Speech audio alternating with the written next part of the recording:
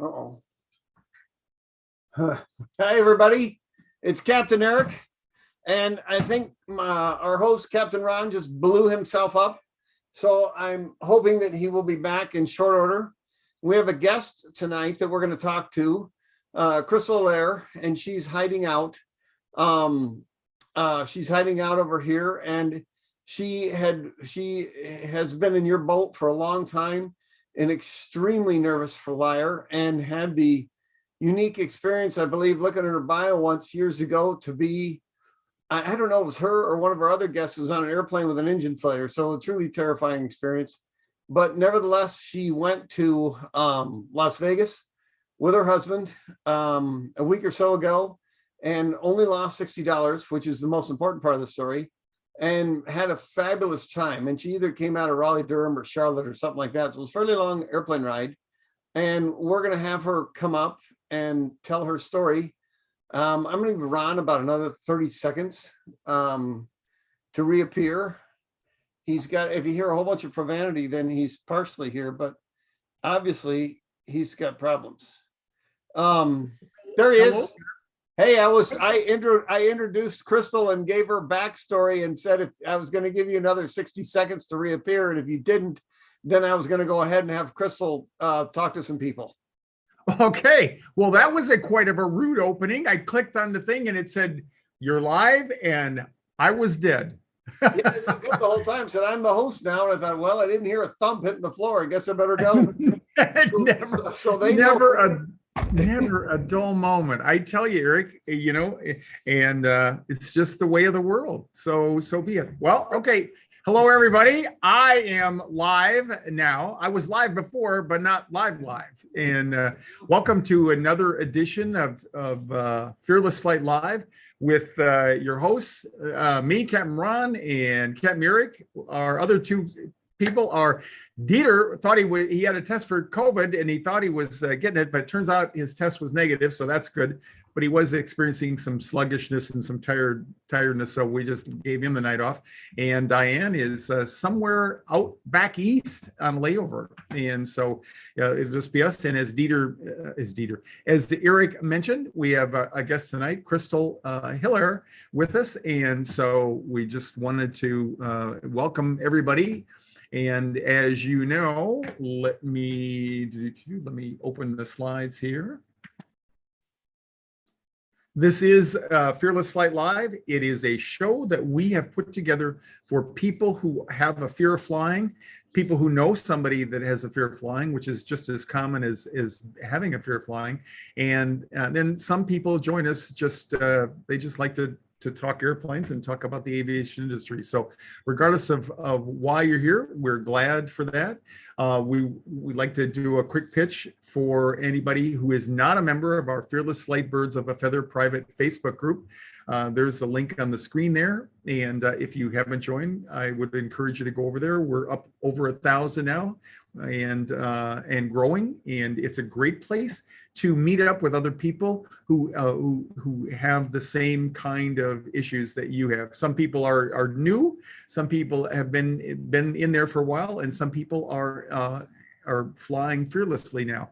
It's a great mix, and it's a great place to build a sense of community. So we really encourage you to join up there. As I mentioned, a special guest is Crystal Hiller, and then after that, we got a few highlights from we got some fearless flyers out there newly launched, and we're going to talk about them just briefly, and then if we have time, I've got some questions that came in over the week, and if you have any questions, Eric will be monitoring to the best of his ability, and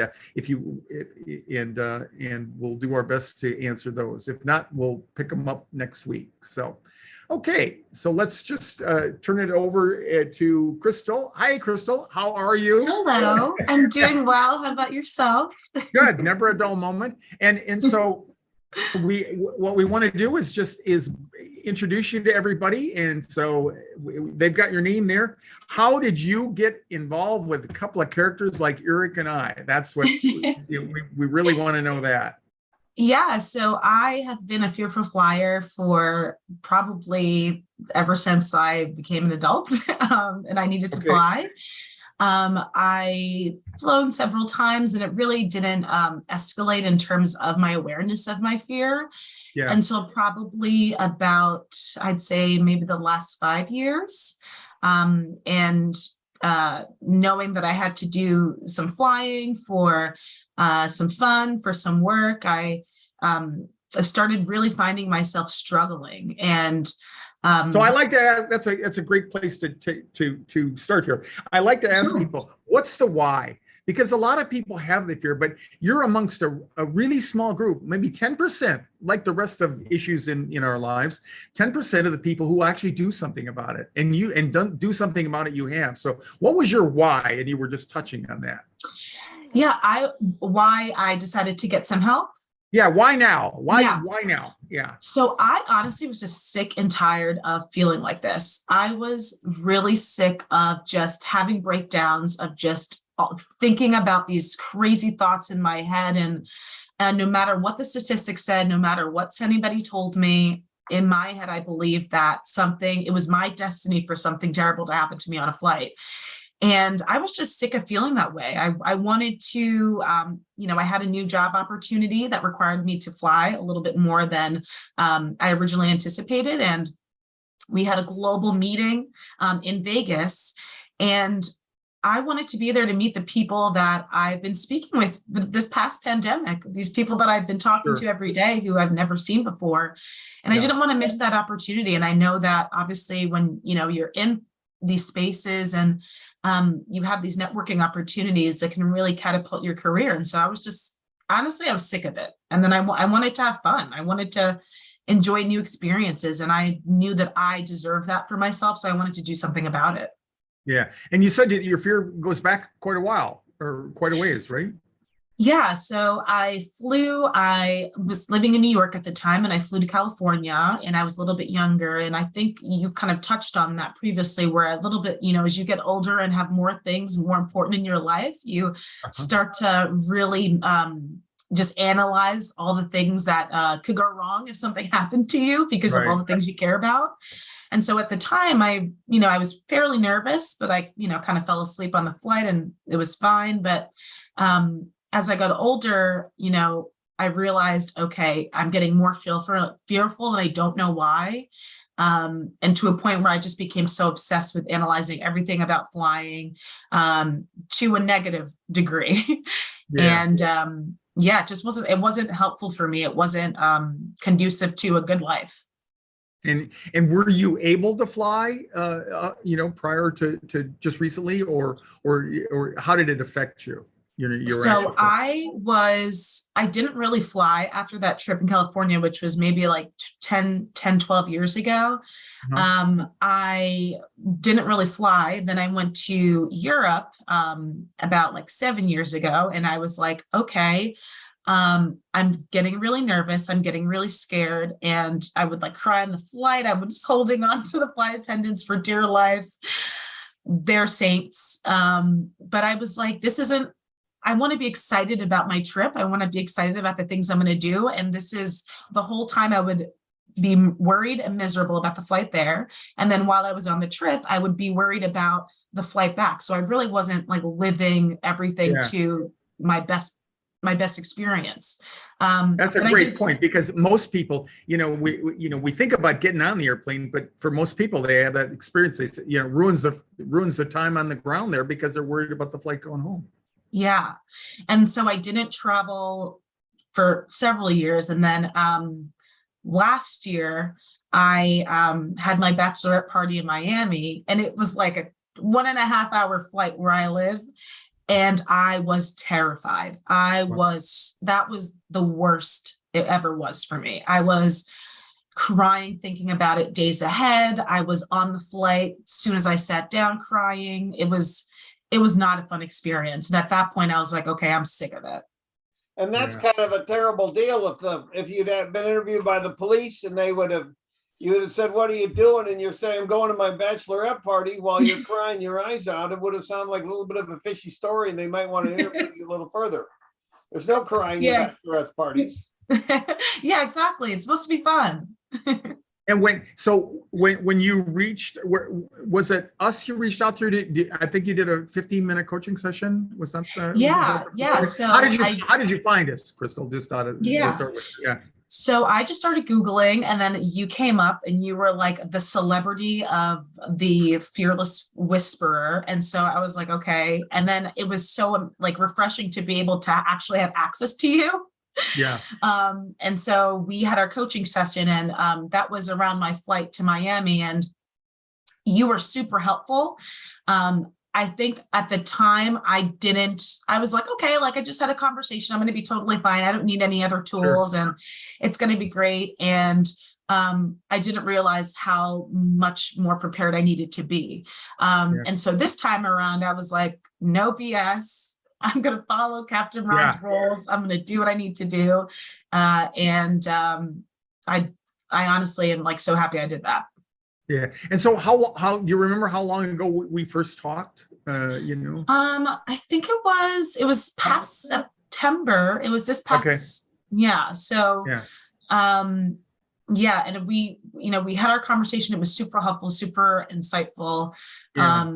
But again, I just felt like I wasn't, my brain was still like, he's just trying to tell me that I'm going to be okay when like, it's going to be bad. Right. Yeah. And I really, I think that's a fairly common thing. People kind of stick their toe in the water to test it a little bit. And sometimes they do feel, okay, I think, I often go over 15 minutes for one thing, but we'll they'll say, okay, I think I got enough. And then they'll come back. But it's not uncommon for people, to take a year or two or much longer. So for you, that was a pretty quick uptake for you.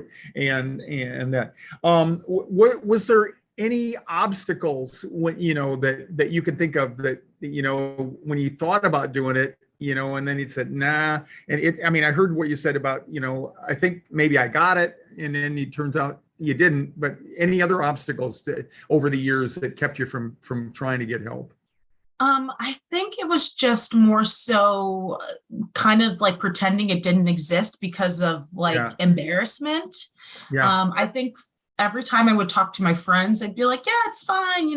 Like you're going to be fine. You're going to be fine. And so I would just convince myself that I would be okay because other people told me I would be okay. But I soon realized that, no, I actually need like a trusted expert to really make sure that I have this, and as much as anybody tells you, and as I'm sure everybody knows who's watching the statistics and all of that, you kind of put it in your brain and then you don't remember about it. You don't think about, you try not to think about your fear, and you try to pretend it doesn't exist until the week of your flight. And then you're like, oh, I got to get on this plane. Oh, crap. Yeah. And and you were, I think one of the things that you touched on earlier, you were talking about a really dark place that it felt like, and I'd love you to touch on that, because I think a lot of people, they see you, you're smiling, you've just flown, you went to Las Vegas, and we'll touch on that in just a minute. But, they see you doing it, and everybody says, oh my gosh, she's not anywhere near as bad as I am. I'm much worse. So talk about that. What was it like for you? Yeah. Yeah. So, and I think for me was one thing that was really big was control. And, without making this an Oprah show, but I think a lot of the things that happen in our personal lives, foundations of relationships that really changed for me. I felt that I had to create this control for myself. And when I found that I had to give that up, I just freaked out. And I tried to challenge that and say, okay, I'm just going to become an aviation expert and start watching all the videos and do everything I can. And of course, the YouTube algorithm is like, you want to watch planes take off. Let's talk about a crash that happened 150 years ago. And and then I start spiraling, and I was just in a really, really dark place. I was, it wasn't good for me.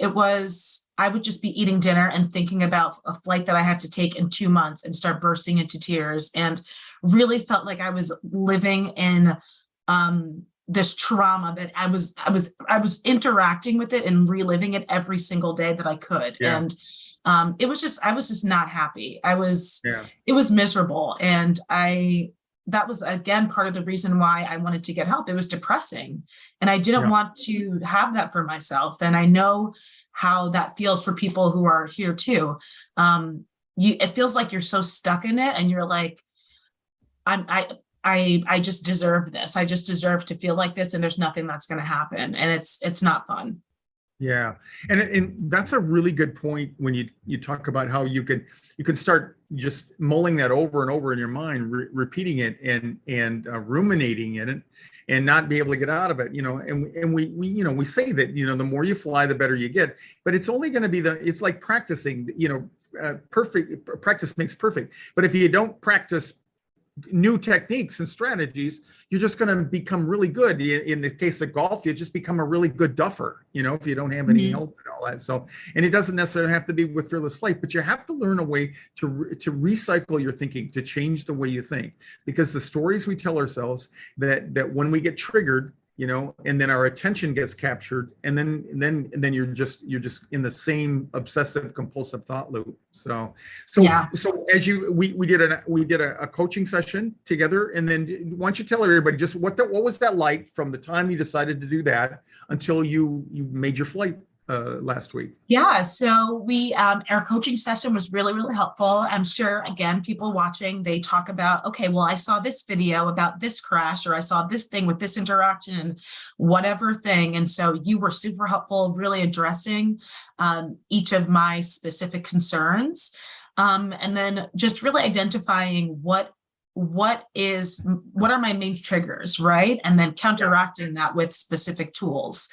And then also just really being relaxed about it. And I think understanding that, this is a legitimate fear people have, and, just not making light of it, but just understanding that you can use human emotions and interactions to counteract that with your logic in terms of the safety, how you can really feel comfortable. So I think that was really helpful for me. And then also you had your little flight module and your little lesson, your little tools that were really fun. And then you talked a lot about your toolkit, which was helpful. Yes, there she is. You really talked about just being prepared. It's kind of like it's kind of like taking a test, like you have to study and you have to be prepared and you have to go equipped. It's kind of like you're going into the battlefield, right? You have to come in equipped with your tools. And then at some point, we also talked about the flight harmonizer, which somebody mentioned in the Birds of a Feather. They were like, I'm flying, and I highly recommended the harmonizer. That was like my favorite thing ever. Yeah. And I recommend the harmonizer, of course, but anything audio that's new to you, because what happens when your attention gets hijacked, it's the most pressing thing on your mind, right? And it's being driven by chemicals in your bloodstream, cortisol, adrenaline, all that. And it's the way we're designed to, whether the threat is real or not, it's the way we're wired. And so your attention gets hijacked. And so the only thing you can get over that, I found, is to have some competing thing that your mind will find more interesting, And I joke with people about flying with them and pulling a gun on them in flight. That would be, the fear of flying would go away, but then we'd have other problems, right? So you've got to find some way to do that. And that's what the harmonizer was designed to do that. And it's basically just a way to, in the short term, to try to interrupt and disrupt your thinking, to get you to break that lock and come back to what you want to think about rather than other things. Well, you flew to Vegas, and we were texting a little bit beforehand. What was it, the day before, something like that? Said, okay, I'm thinking about it. And what was that like as you got ready to fly? Was it the next day, I think? Yeah. So it was the next day. And I think it was the next day or maybe the day before, but regardless, we were texting. You were super accessible. And I was just like, hey, like, just letting you know, I'm hopping on this plane and I'm getting ready to go. And I think that also just knowing that I could talk to you, like also reassured me that like, oh, you're going to be good. I'll talk to you when you come back. So again, just that another layer of confidence and just feeling comfortable and knowing like, yeah, absolutely. I totally get, I have this, I can do this. And you've given me the tools, you've given me the structure.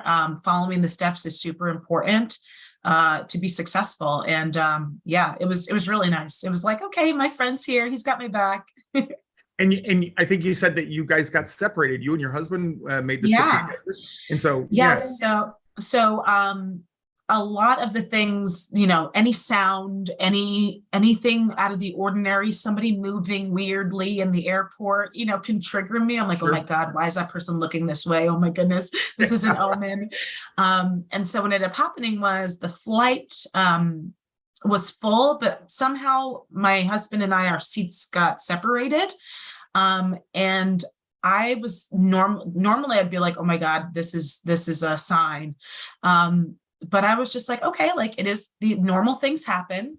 These things happen. I don't fly all the time, but I know that sometimes these things happen with people. And so you just get on and you feel comfortable and, you know, trust the experts. And also I spoke with the pilot and super, super amazing. I said, hey, I'm working with the pilot and I have a fearful flyer. And this is one of the most important steps for me to take. And I'd love to talk to you. And he was amazing. And he really showed me the outline in terms of, you know, this is where we're flying. There's not going to be a lot of turbulence. If there is, you know, I'm going to, you know, try to, as much as I can, to talk to you guys. That was something that I told him was really important to me. But essentially I sat down and I think I almost think it was a little bit nicer not to have my husband, because I don't have to like rely on somebody else. Like my interactions aren't going to be so heightened. And also like, I got two people who are like, is this girl all right? But it was, I honestly, like, I know I'm cheesing really hard, but I was just really proud of myself because it was a good experience. And even when we hit turbulence, I knew that I was going to be okay. I did my water trick. I realized if we were on the road right now, my water would be flying all over the place. And so, you know, like, it's fine. Like you're going to be okay. These things literally, I forgot what your harmonizer says, but it's like, this is like 100%, like everything is working 100% for you, not 95, not 75. This is 100% perfectly equipped for you to be safe. Yeah.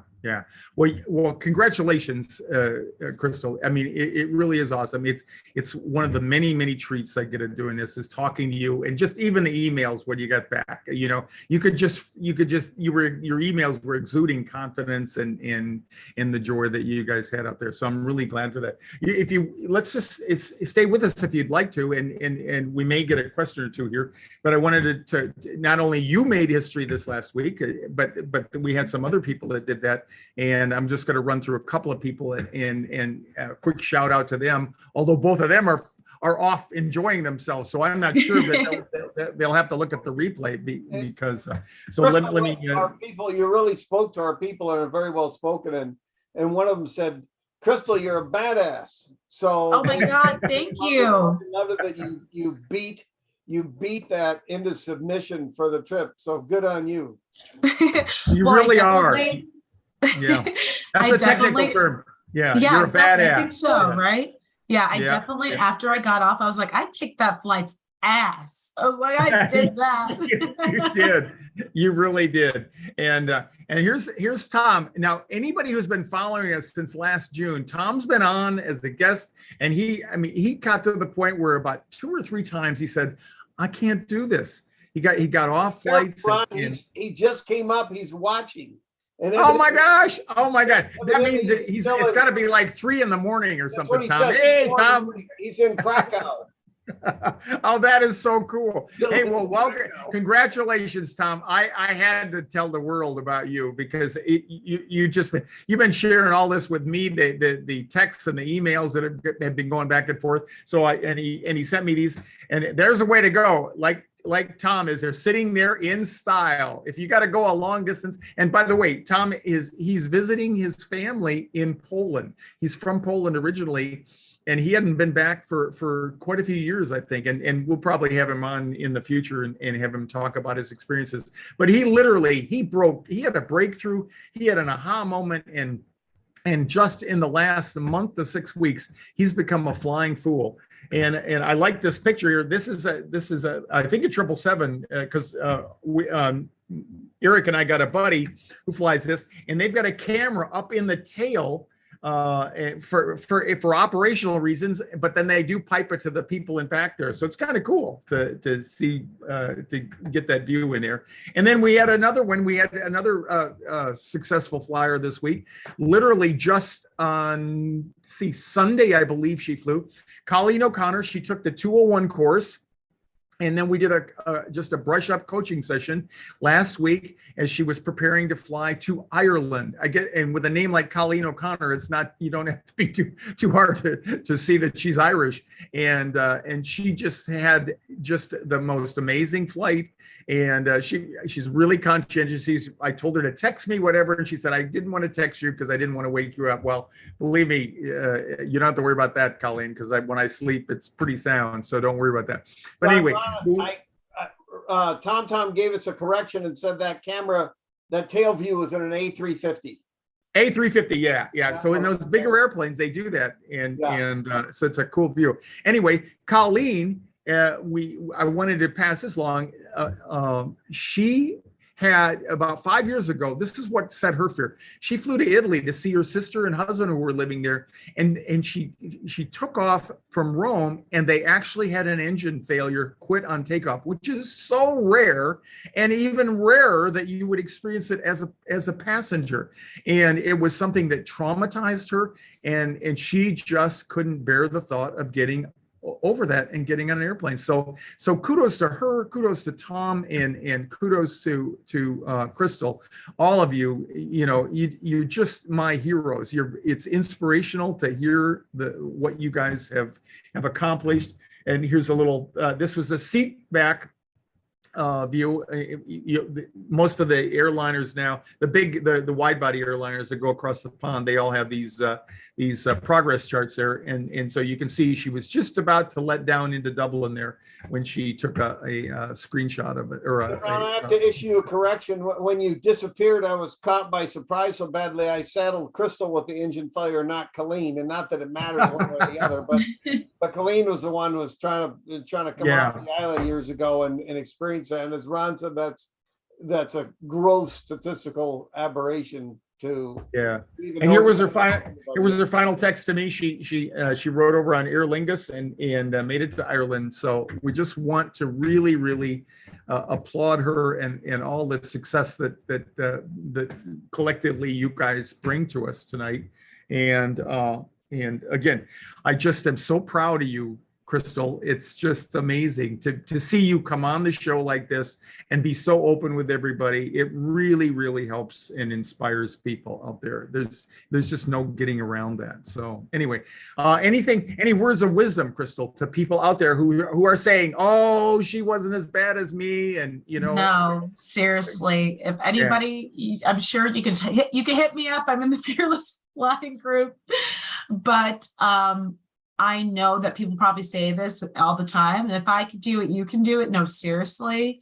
Yeah. I really feel that if you just, prepare yourself, like you can do it. Like, it's really liberating. And now I'm literally thinking about, like, where do I want to go to next? Like, now that this door has been open for me, I'm like, do I want to go to Italy? Like, where's my next trip? So seriously, you deserve, whoever's out there listening, like, you deserve to feel comfortable and to have a good life where you can travel and experience that. So definitely, do whatever you need to do to get to that place where you're comfortable flying. Because, while I'm not saying, the holy water has been like blessed on me, and I'm completely never going to have an issue. I know I have the tools, and I'm going to be comfortable to do what I need to do to feel comfortable on a flight. So yeah, anybody, I'm here for you. I'm right there with you. And you can definitely do it. Thanks. And thanks for being so open to helping others as well. Eric, any other comments or things that you see, or words of wisdom that you want to offer? I think we're at a nice closing point. So I was just going to say that, Crystal, thank you so much. You're extremely well spoken, and really carried a lot of water for us tonight. It was worth every nickel of it. And everybody, Crystal's day job is she's a recruiter for a cybersecurity company. So don't be trying to steal her gym membership while she's on the show with us. It'll end badly. I'm just okay. So thanks again, Crystal. Thanks, Eric. And we'll be back next week with another episode of Fearless Flight Live. And we appreciate you tuning in. So have a great week, everybody. And we'll see you later. Thank you.